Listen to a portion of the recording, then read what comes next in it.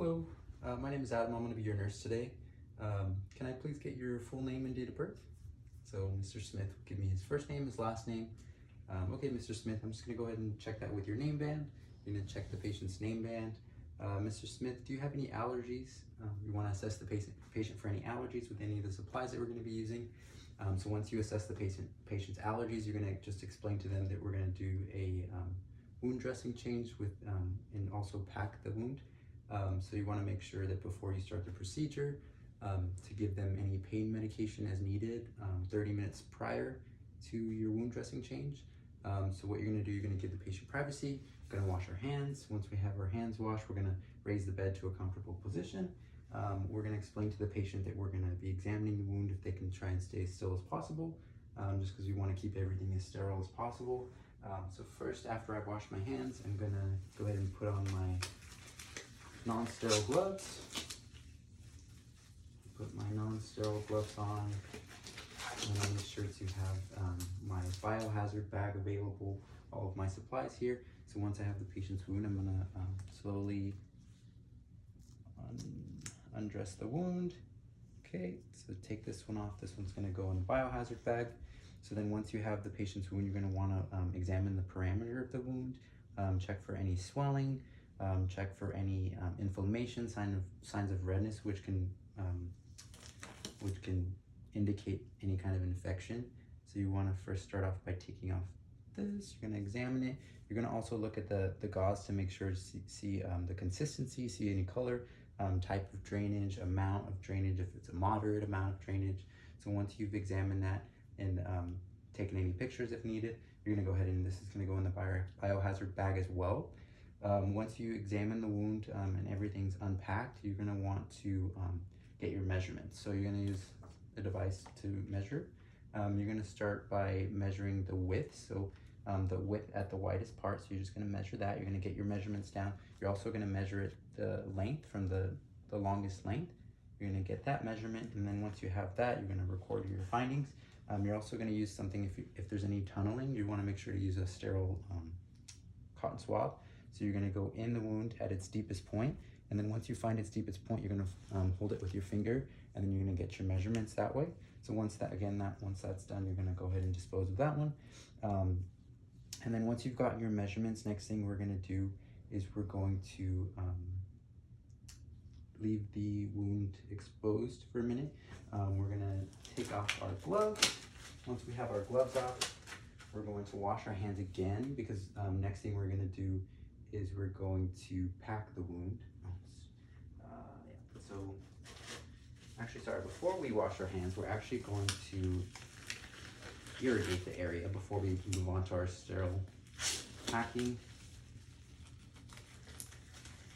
So put our gloves back on. We're going to make sure we have our irrigation syringe with our irrigation solution. So we're going to have a syringe like this filled up, and then we're going to make sure that we have a sterile gauze we can use.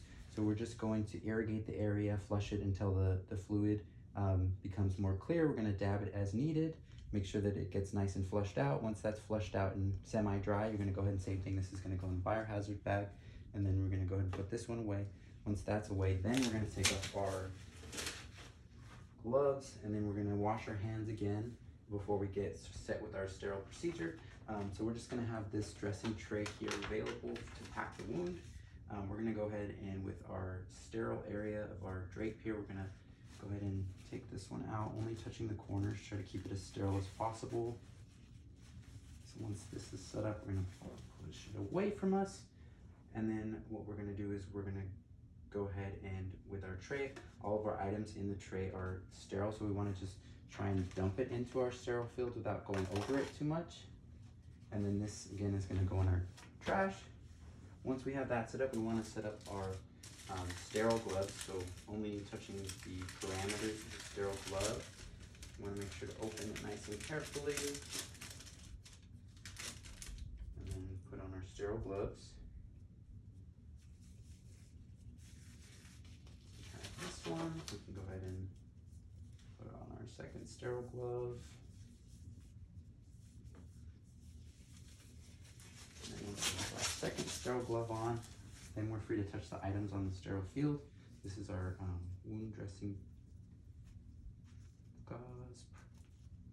Perfect. So first what we want to do is once we have the area cleaned out, we want to make sure to, using these, we want to pack the wound or perform any other, whether it's a dry, sterile dressing or not, just based off our doctor's orders, we want to make sure to pack that in there.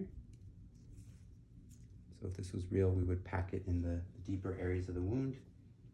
Same for this one, just trying to remain as sterile as possible. You want to pack that as well. Make sure that's nice and packed in there. And then once that one's packed, you're gonna, after you place that one, you're gonna making sure to stay away from your sterile field. You're gonna go ahead and that's gonna go in the biohazard as well. Any soiled gauze is gonna go in the biohazard bag. And then we're gonna go ahead and grab our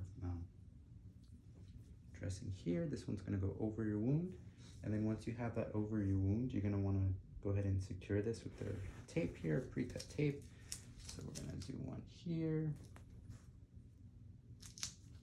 And then we're gonna do one on our other side. And then we're gonna go ahead and get the rest of our tape here. Make sure that is secure. You don't wanna put too little or too much tape.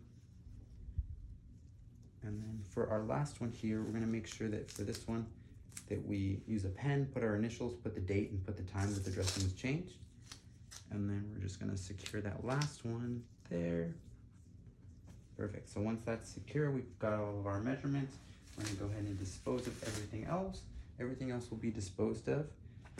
We wanna just make sure that our patient's comfortable, making sure that all the tape is secured. So once you're done with the dressing change, you're just gonna let the patient know. And then we're gonna position our bed to lowest position, make sure a patient has call light within reach, and just monitor for any abnormal drainage.